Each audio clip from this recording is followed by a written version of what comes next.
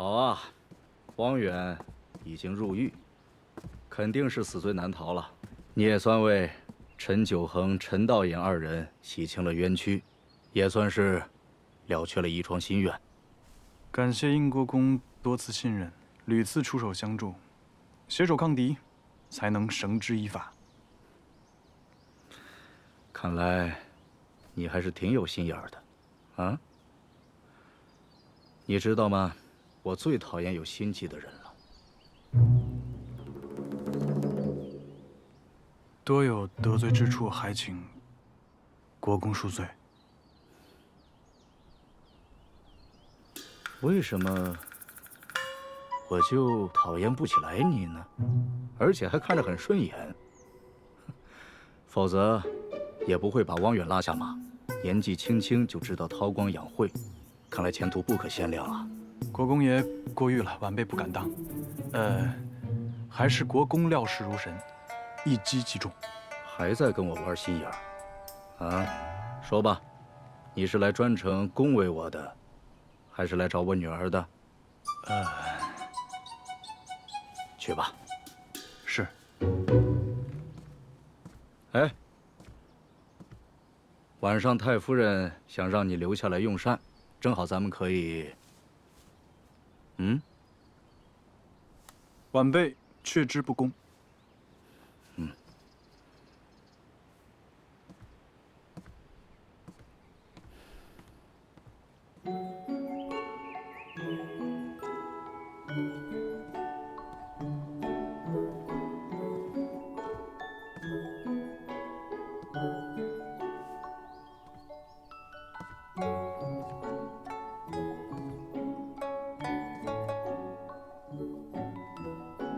干什么呢？你这个人走路怎么没有声音的？快过来瞧瞧，这是我画的你。我想把这幅画贴在你床头，让你日日看着，以后就不会再犯蠢了。伤好了吗？这都过了多久了，你才问？早都好了。是我错了。父亲都告诉我了，你和他之间的计谋。若是汪远不伤害我和父亲，你是不是准备一直瞒着我？确实是不想让你牵连其中，我和国公爷也确实是冒了一次险，所以后面的事情都没有跟你说。父亲可还跟我说了，你打算磕头向我认错？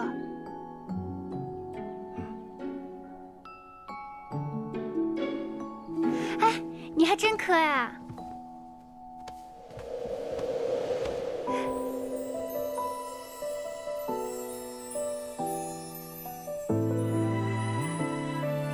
只要你能不生气，让我做什么都可以。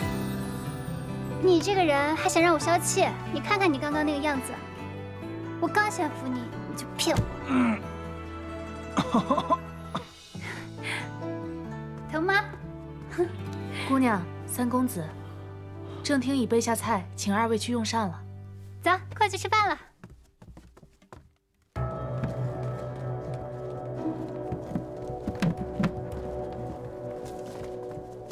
侯爷，汪远会不会是骗您的？难道他真的就留在这个地方了吗？接着找。是。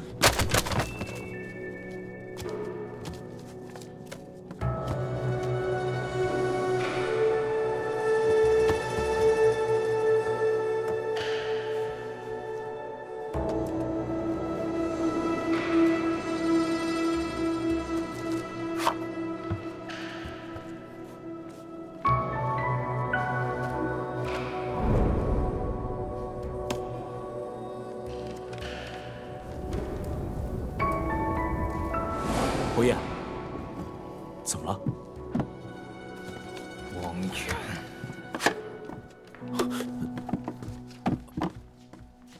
哎呀，没想到罗三公子这么年轻，居然如此沉得住气，有勇有谋啊！来，老身敬你一杯。老夫人过誉了，晚辈不敢当，都是国公爷出手相助，才能成此大事。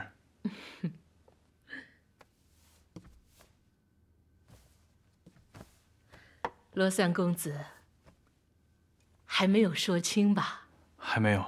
哎呦，那太好了！你看看我家的明珠如何呀？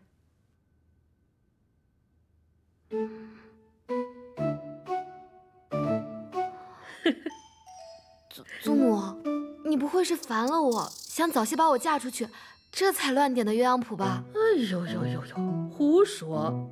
祖母是看着你们俩般配。我觉得依宁姐姐和罗三哥更般配。那是因为怡宁姐姐和你罗三哥哥是从小一起长大的兄妹，所以啊，看着感情就会更亲一些呀。但他们毕竟不是亲兄妹呀。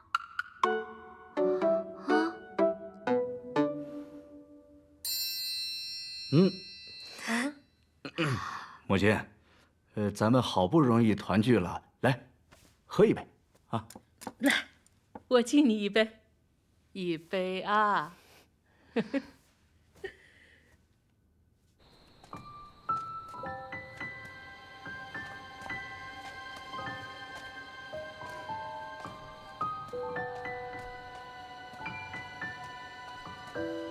回去我就跟他们说，择日上门提亲。干嘛又突然说起提亲的事？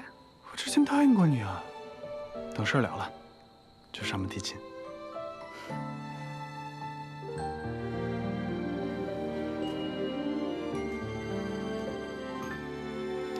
我先回去了。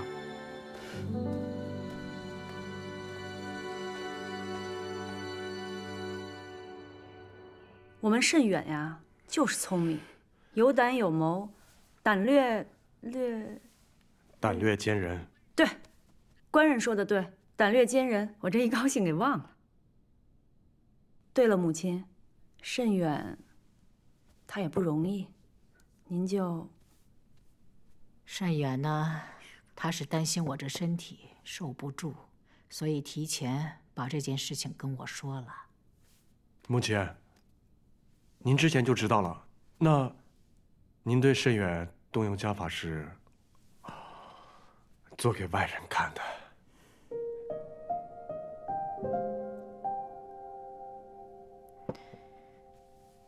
慎远啊，可是你还是让怡宁受了伤。是，我已经向怡宁赔了不是。你也还是让自己受了伤。孙儿错了。总而言之，一定要记住了，你们是罗府的子孙，尤其是你和怡宁，切切不可再惹事了。祖母都这把年纪了，要是你们再有个三长两短，你让祖母怎么活呀？孙儿谨记。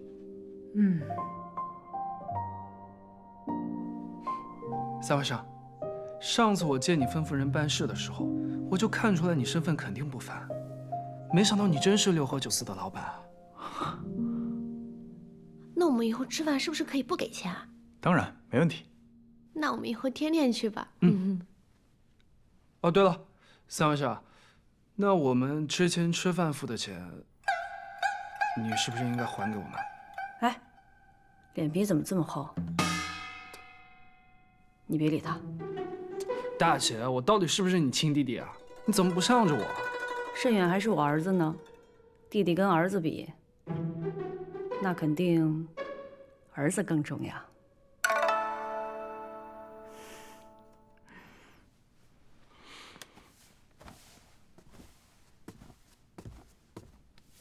祖母、父亲、母亲，慎远有一事相求。什么事啊？这么正式。儿子想要一亲。好啊，看上哪家姑娘了？怡宁。哪个怡宁？于我而言，这世间只有一个怡宁。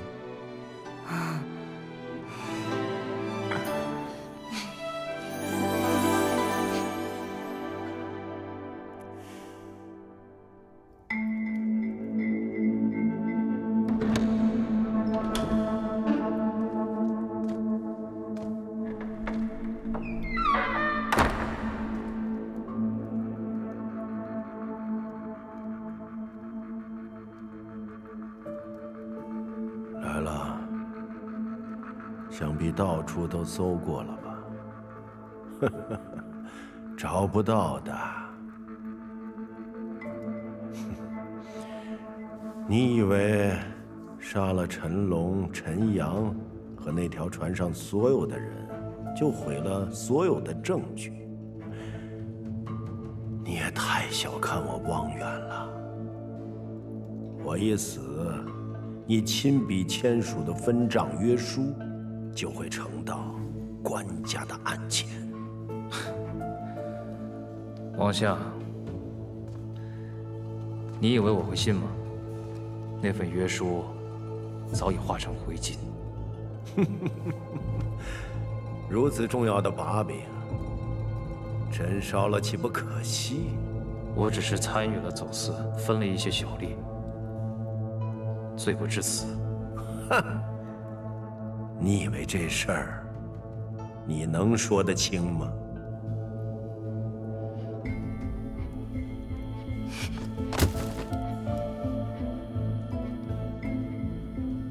交出来，否则我让你生不如死。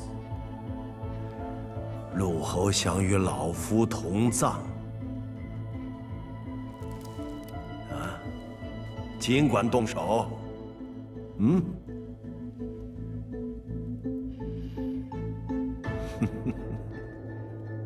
陆侯是个聪明人，同归于尽的事儿，你是不会做的。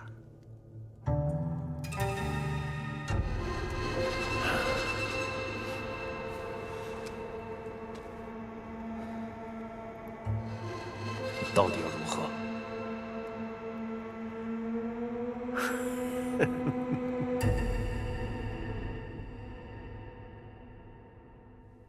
现在已经几个时辰了？回国公，3个时辰了。3个时辰了，这应该差不多了吧？好了，哎，去吧。属下告退。哎呀，陆侯，抱歉啊，抱歉，久等了，有些边关的军务要处理。边关军务定是要紧，无妨无妨。哼，也没什么要紧事，就是一个副将心术不正，勾结奸商，谋取私利，触及了老夫的底线。我呢，已经派李将军去处理了。若他坦白交代，诚心悔改，我会酌情量责；若死不悔改，那就军法处置，绝不姑息。国公治军严明，宽严有度，在下佩服。陆侯，你应当深知，这官场就如同战场，名、权、利都是祸人的陷阱，一念之差，行差踏错，有情可原。可怕就怕知错犯错，心存侥幸，一条道走到黑呀。国公言之有理啊，但是，若是有光明之路可以选择，谁又愿意一条道走到黑呢？好吧，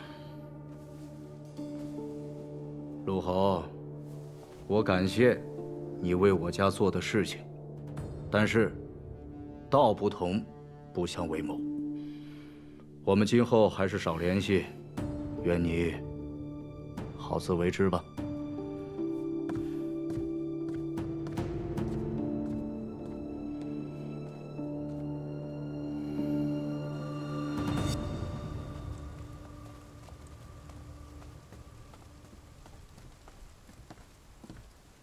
侯爷，听闻罗慎远打算跟英国公府议亲，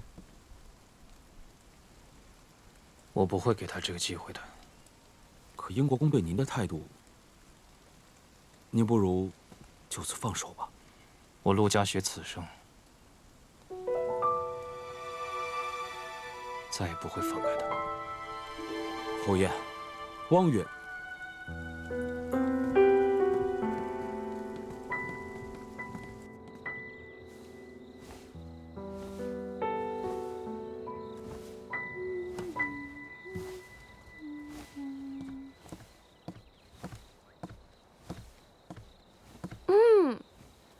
三嫂，你别乱叫，六姐姐。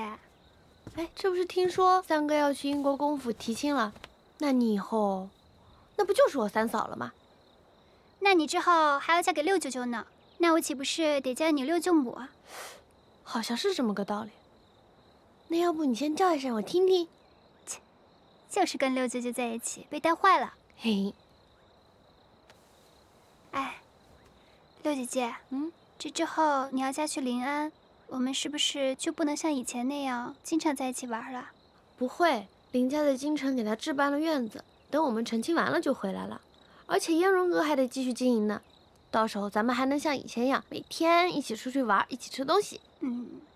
还是六舅舅想得周到，看到你们能够有情人终成眷属，真为你们高兴。那是，我罗一秀选夫婿的眼光还是不错的。不过，我以前以为你们只是兄妹情，突然要成亲，其实大家还是有一点惊讶的。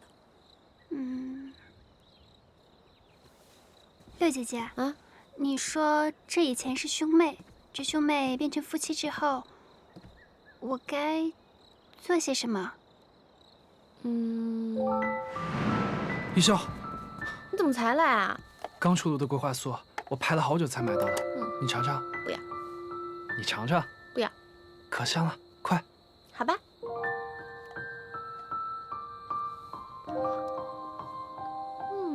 怎么样？还不错。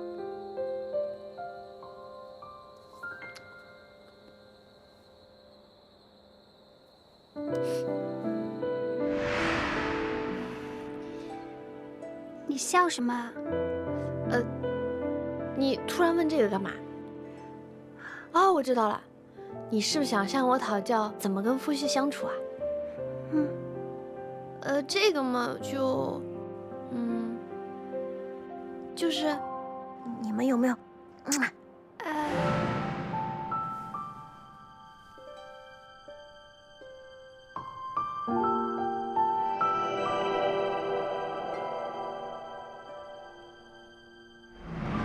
有，那不就完了？那你还问我干嘛？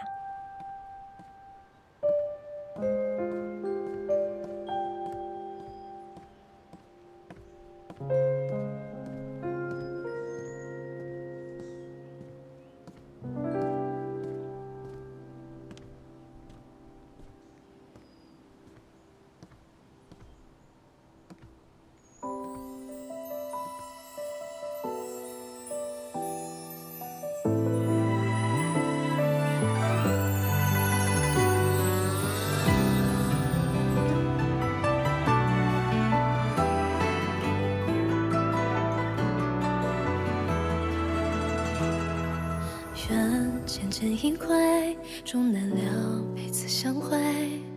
应说成双对，应谁心扉？背影聚尽灰，过往年终无需追。君知梦，我知缘，相依偎。一守护跟随，身与心，心却难违。念这般滋味，画面相飞。三哥平日里用的什么香露啊？香露？不用香露啊。以前没发现，三哥身上的味道还挺特别的。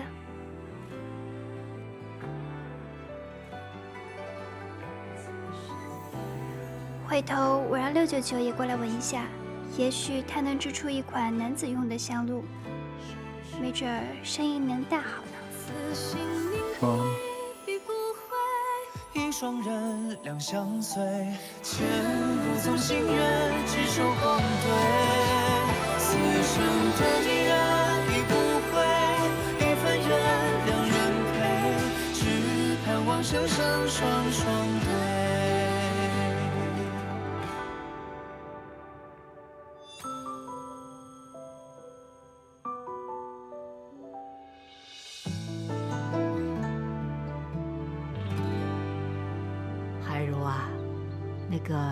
你们林家接亲的人都安顿好了吗？千万可不能怠慢呐！母亲您放心，我都安顿好了。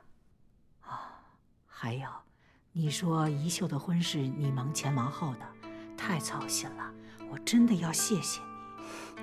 您怎么还跟我客气啊？出嫁父母不在身边，宜秀心里肯定不好受。我跟二爷呢都商量好了，六姑娘的嫁妆只能比旁人多，不能少。而且我们娘家的聘礼也都是按照最高规格来的。茂哥说了，要给足六姑娘颜面，不能让别人轻看了她。是。祖母、母亲，明儿也来了，快和你六姐一起看看，这是给她准备的嫁妆。秀儿，你得好好谢谢二婶，她为你真是操心了。你看，就这些首饰和衣裳，足足准备了5车。宜秀谢过二婶。都是一家人，还说什么谢字啊？其实你母亲早就把你的嫁妆备好了，我没费什么心思。只是没想到，除了这么多铺子和田之外，还给我准备了这么多的金银首饰。不多，这是祖母和我们二房的一点心意。秀儿，你马上就要出嫁了，幸好你嫁到了林家，林家人多呀，个个性格好，你到了那儿一定合得来。再说你跟林茂情投意合的，这回祖母放心了。宜秀让祖母费心了。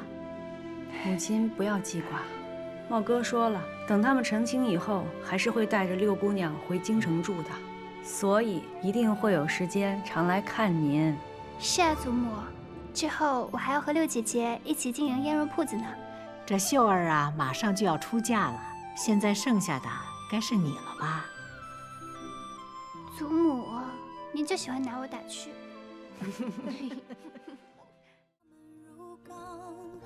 这，坐。你神神秘秘的，这是要带我看什么？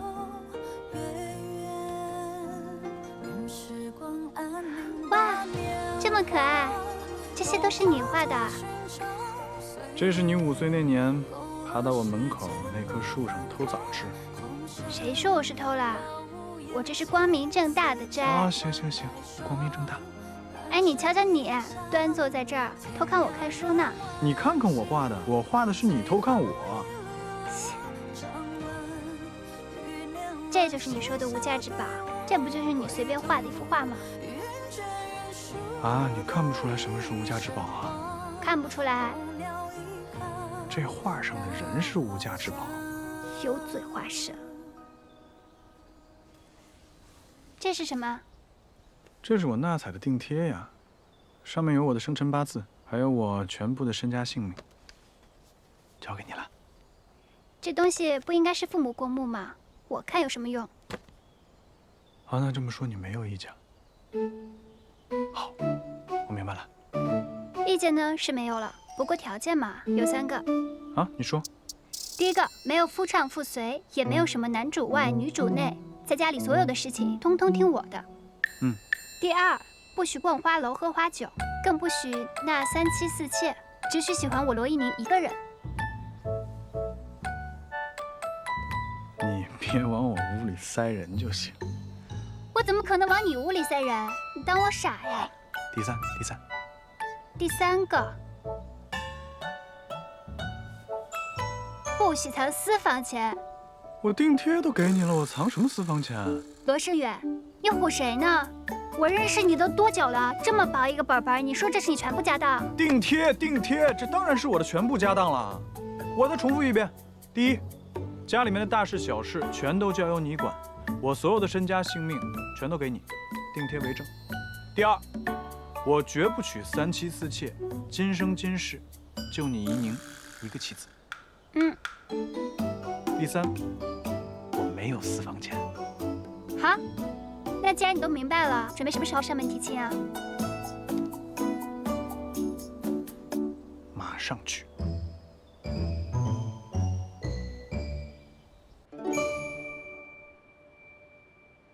国公。沈源，我正要去找你呢。这汪远可招供了？只招了些虾兵蟹将。这老贼，还在做垂死挣扎。他这是心存侥幸，还指望着陆家学能救他呢。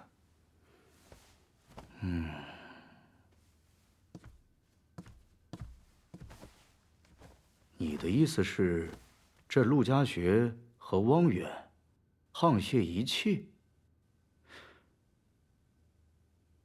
不太可能。陆家学是带兵打仗之人，军功上位，应该不会有通敌的能力。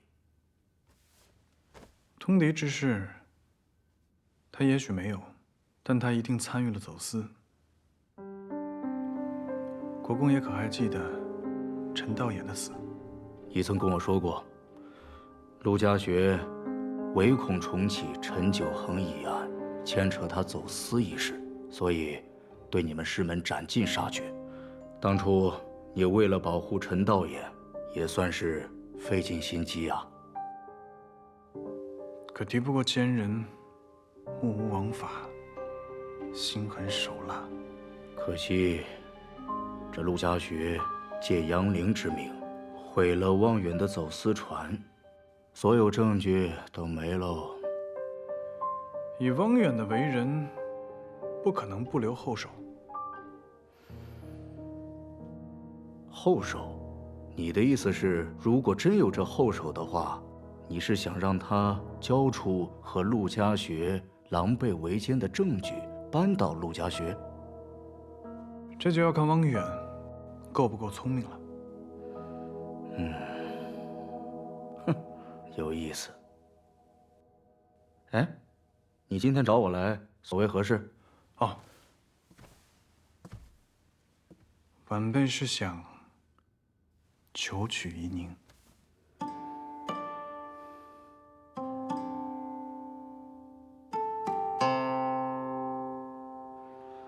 我现在的心思全在汪远这件案子上，此案不结，其他的事情我无心考虑。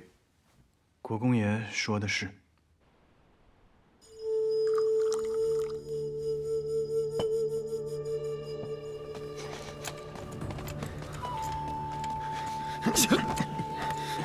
行了。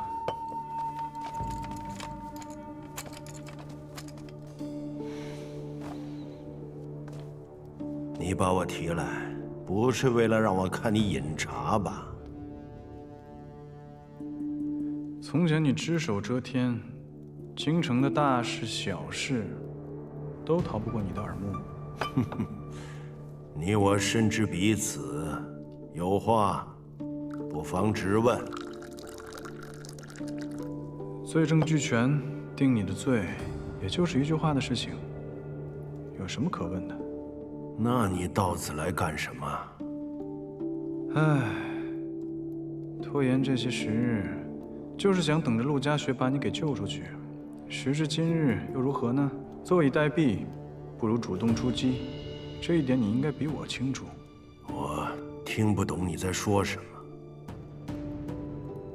听不懂也罢，我把你交给官家，同样是大功一件。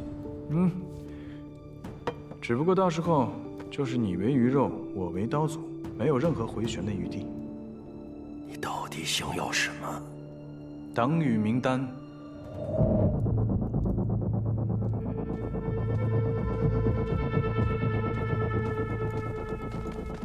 站住！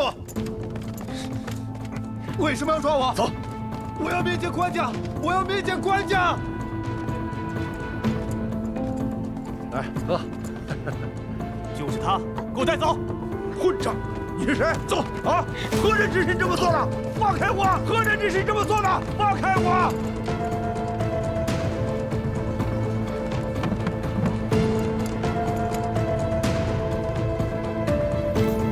就是他，带走！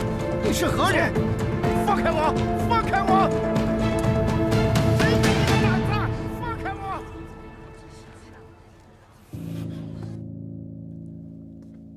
侯爷，汪远已经供出来李侍郎和那几个官员了，会不会下一个就是？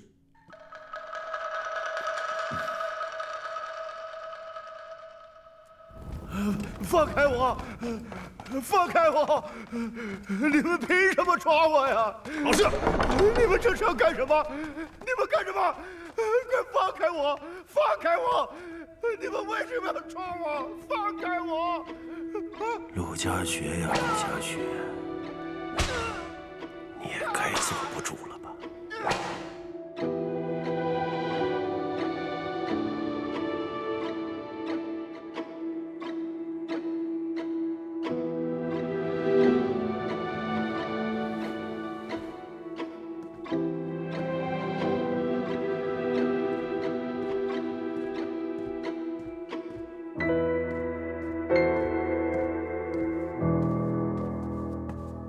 公子，陆家学果然进宫了。他被我们逼到了绝境，此时进宫就是想断臂求生。您是说他去官家面前检举汪远，以求自保？那官家会相信他吗？经营这么多年，肯定留有后手，不会这么轻易就被拉下水的。哦，对了，公子，听闻英国公也被召进了宫。什么时候？就在陆家学进宫后不久。公子，陆家学检举汪远，那为何官家还要召见英国公啊？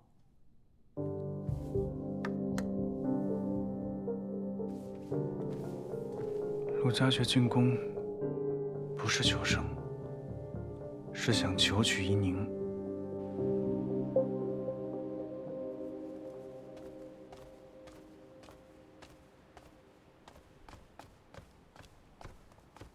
英国公留步。陆侯，有何指教？哦，对了，忘了恭喜陆侯了，检举汪远，立下奇功一件。但是老夫万万没有想到，陆侯和汪远还有这层关系。失敬啊！此事我已向官家解释过了，走私之事是汪远想拉我入伙，为得他的信任，我假意合谋，为的就是将参与走私的官员尽数查明。况且我已将汪远的走私盈利尽数上交国库，难道国公爷还不信任我吗？事已至此，我信不信任重要吗？啊？看来国公爷对我还是有些误会，所以方才官家赐婚于我，才会阻拦。我不明白，名门贵女那么多，为什么陆侯偏偏看上我家夷宁啊？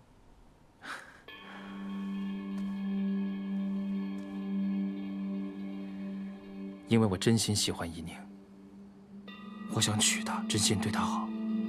可惜啊，我家夷宁和罗少卿早有婚约，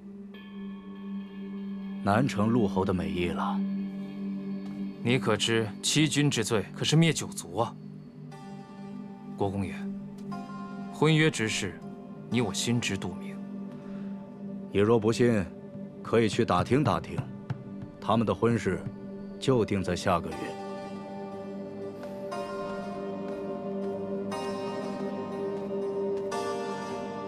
国公爷，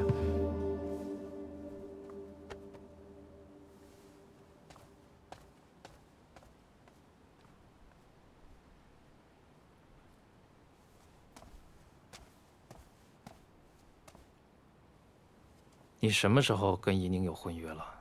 他当初寄养在罗府，我祖母就把这门亲事给定下了。当时还小，不便提及此事，如今长大了，自然就可以说了。那番话原来是你教英国公说的呀！你竟为了一己之私，让英国公冒欺君之罪的风险。若夷宁知道你是这样的人，还会嫁你吗？这个话从何说起啊？蒙骗官家的罪名，在下和英国公可是担不起。若无事，先告辞了。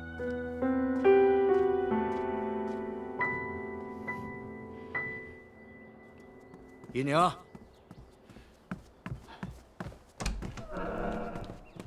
父亲，官家一早召您入宫，可是有什么急事？官家赐婚于你了。赐婚？官家为何要赐婚于我？把我赐给谁了？里面说。姨娘，有一句话我一直想问你，但从来没有问过，你要对我说实话。你跟这陆家学没有什么交集，他为什么总是在纠缠你呀？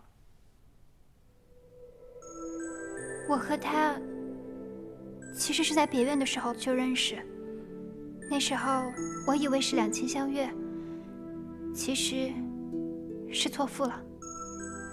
那你还喜欢他吗？不喜欢。真的？真的。那我就放心了。是这样，今天这陆家学以检举有功为名，想让官家赐婚求娶你。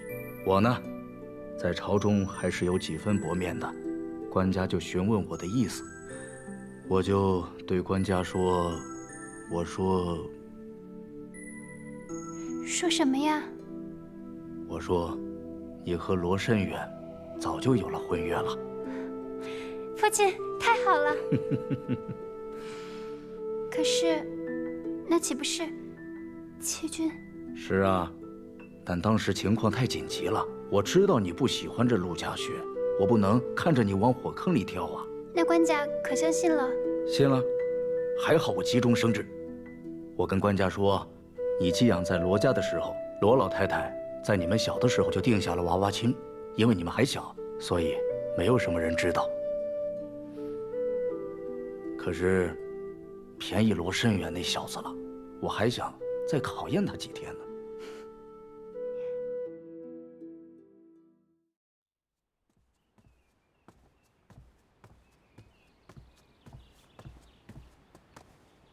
三哥，你怎么在这儿啊？我在这等你啊。你是因为今日赐婚之事，所以在这等我吧？今日父亲说我们早就有婚约，这话是你教他的吧？国公爷说的那番话确实是我教的。我想先将定贴封上，待到我考验通过之时，我再正式上门求娶怡宁。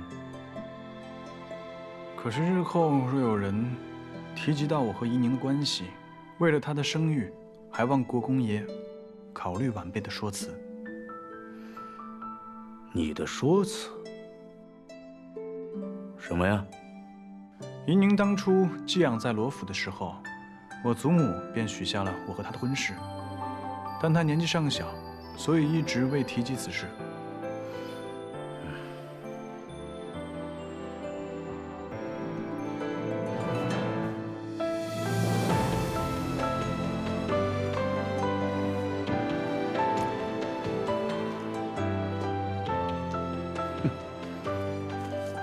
你想的倒挺周全。和怡宁有关的事情，想多一些还是好的。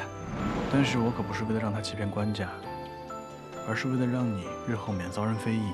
那你可曾想过，若是官家给我父亲一个欺君之罪，该如何？祖母那边我都禀告过了，家里面也都交代好了，不会有人透露的。即使是陆家学告到了官家那儿，也治不了国公爷的罪。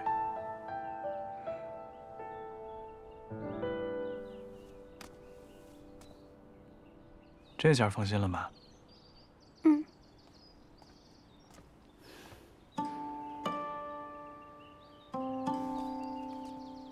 父亲。爷。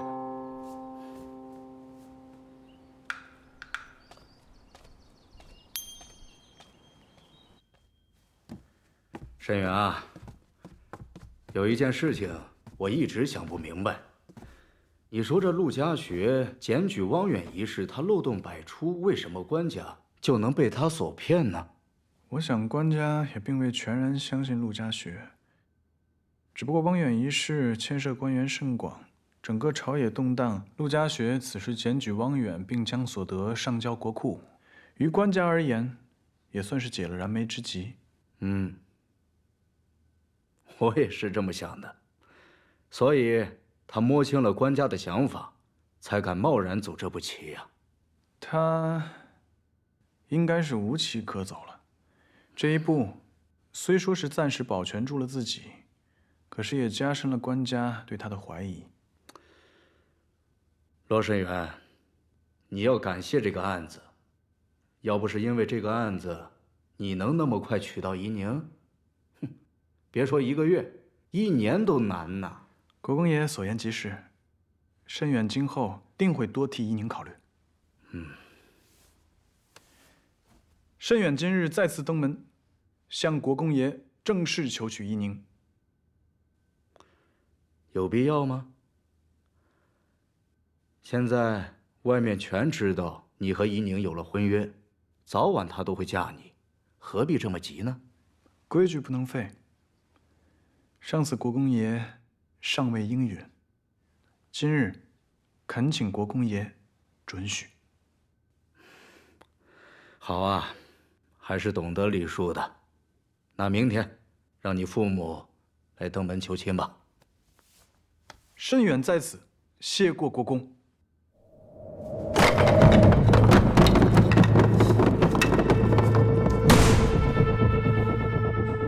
我费尽心机，到头来竟为他做了嫁衣。此事已成定局了，咱们还是放下吧。你说定局？当年我军功被夺，险些被陷害致残，若我是认命的人，早已不知埋骨何处，哪会有如今的安北侯府啊！今时今日的我，早已不是当年的陆家爵，更不会认命。可现在很难再有转圜余地，我们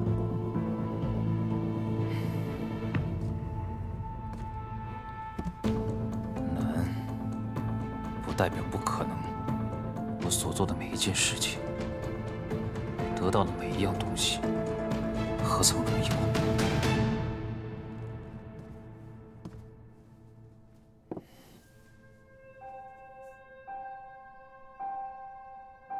？1个月之后，罗慎远就会去怡宁过门，我绝不能让他称心如意。